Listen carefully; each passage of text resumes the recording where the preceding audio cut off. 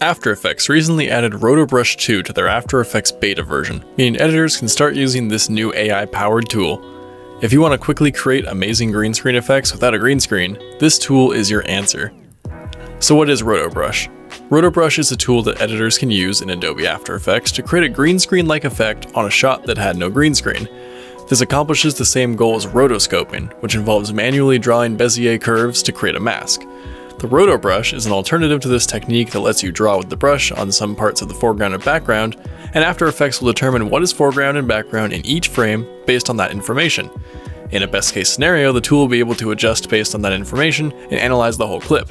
In the end, you'll have a separate subject and background, so you can put that subject onto a new background. So why is Roto Brush 2 better than the original? Roto Brush 2 functions much the same as the original, but it improves upon the underlying technology. The result will be much smoother thanks to the advanced Sensei AI technology behind this version of the tool. How to use Roto Brush 2?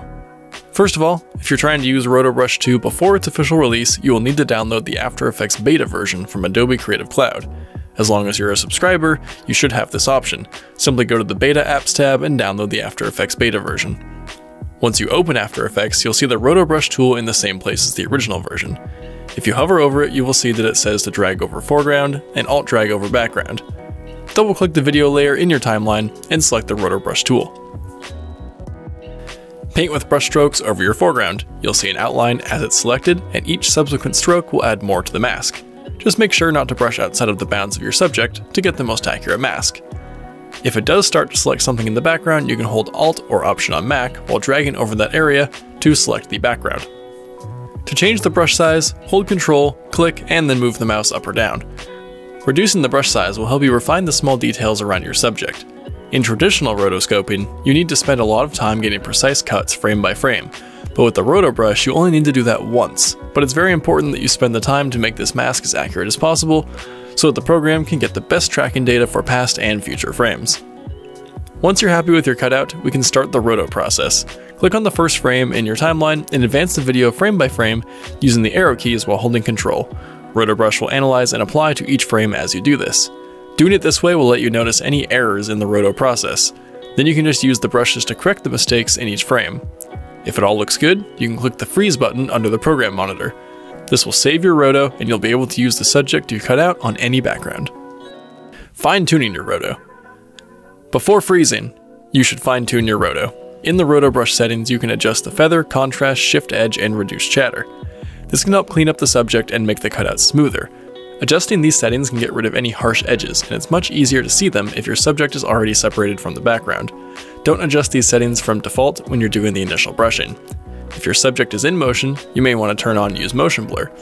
And if your subject has some color bleed around their edges from the previous background, you can select Decontaminate Edge Colors, and After Effects will attempt to remove this color. If you find a mistake in your roto later on, you can always go back to it by double-clicking the layer on your timeline, unfreezing it, and using the Roto Brush tool to paint around any mistakes. To save this, just freeze it again. By long pressing the Roto Brush icon, you will see a drop-down that includes the Refine Edge tool. This tool is used to refine the selection around things like hair. Users of Photoshop may recognize this tool. Paint with the Refine Edge brush along the line that selects your subject's hair. You can select X-ray view to view these fine details better. Much like before, go frame by frame to apply the roto and adjust any mistakes along the way. Freeze the roto when you're done, then adjust the feather and other controls as needed. Finalizing the edit. When you're done with the roto, just go back to the main composition and you will see your subject cut out from your background. To put it on a new background, simply drag a new video layer underneath the cutout subject, then apply any color correction and scaling to make the subject fit better in your new scene. So what's the difference between the new and the old? Using Roto Brush 2 will be a faster and less frustrating experience than the first version. Thanks to the AI-powered algorithm working behind the scenes, Roto Brush 2 is extremely accurate.